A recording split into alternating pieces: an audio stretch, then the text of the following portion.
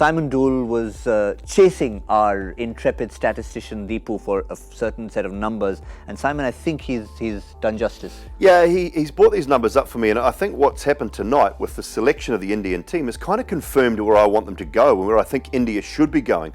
Just take a look at what we've done. This is 33 T20 internationals, okay, so the last 33 T20 internationals.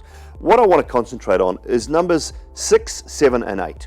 And look at the far right-hand column and the amount of balls faced on average by batsmen batting at 6, 7 and 8 for India in T20 internationals. Number 6 is always going to be a batsman of some sort. Now in my dream 11 for India at that T20 World Cup, it'd be Hardik Pandya or it would be Rishabh Pant. You know, that would be my team, I guess. So they're going to face very few deliveries. So I'm saying to you, go in with 5 genuine batsmen and your best all-rounder. Your best all-rounder is Hardik Pandya by a stretch. In your 5 batsmen, one of them's going to be your wicket-keeper, Rishabh Pant, and then just pick your best 5 bowlers. And it doesn't matter if they can't bat. Yes, it helps if Jadeja's one of your best bowlers and he can bat, Bhuvi can bat a bit, but they face very few deliveries. So it doesn't actually matter. Don't put your team together and worry about a bad batting performance by picking guys who can bat a little bit at 7 and 8. Don't worry about it. Bowlers win you T20 internationals. Bowlers win you games. If your batsmen aren't doing the job, that's what you need. And I think what India have done tonight in their selection is spot on. They've got 6 genuine batsmen, one of which is a keeper, one of which bowls, and then Washington Sundars at 7.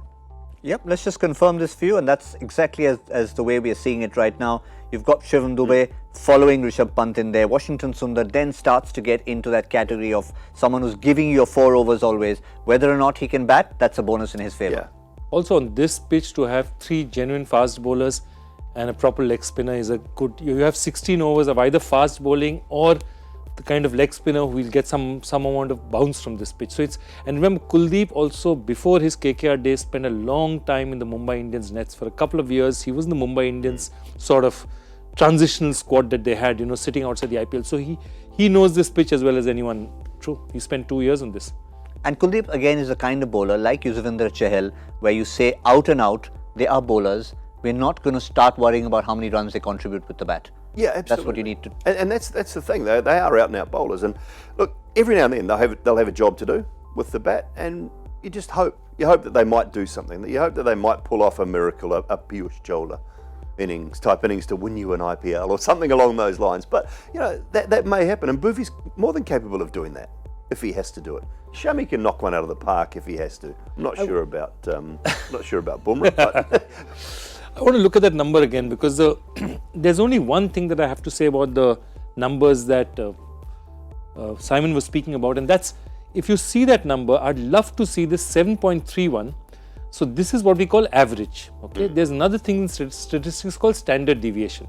So is this 7.31 a result of quite a few 5s, 7s and 10s and 12s, or is it 15 innings of almost 0 balls or 1 balls or 2 balls and then 2 big innings of 45-50 balls? Because if it is so, then you have 2 matches out of 10 where 7 really matters and 8 where it doesn't matter. So it'll be interesting to see whether it sort of clusters around 7 or is it just either 0 Fair enough. or 50. So it'll be interesting to see median mode being separated. And that's the other thing. In 33 games, he's only had to bat 16 times as well. Yeah, that's an interesting one. So he's only had to bat 16 times in 33 games. So he's batting in less than half of the games. That's interesting.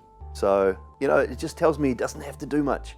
And on that one occasion when you might need him to do much, just trust one of your bowlers to maybe do it and do something special. Don't cover for it. And in this Indian side tonight, if you were to pick your best 11 for a T20 opener in the World Cup, Bumrah probably comes in for Deepak Chahar. Hardik comes in at number 6 instead of Shivam Dube, and I would have Manish Pandey in my team ahead of Shreyas Iyer because he adds so much to the fielding unit, and I think his form in Australia and New Zealand has a lot to be to like. He also likes conditions where the ball bounces a bit. Yeah. He's good.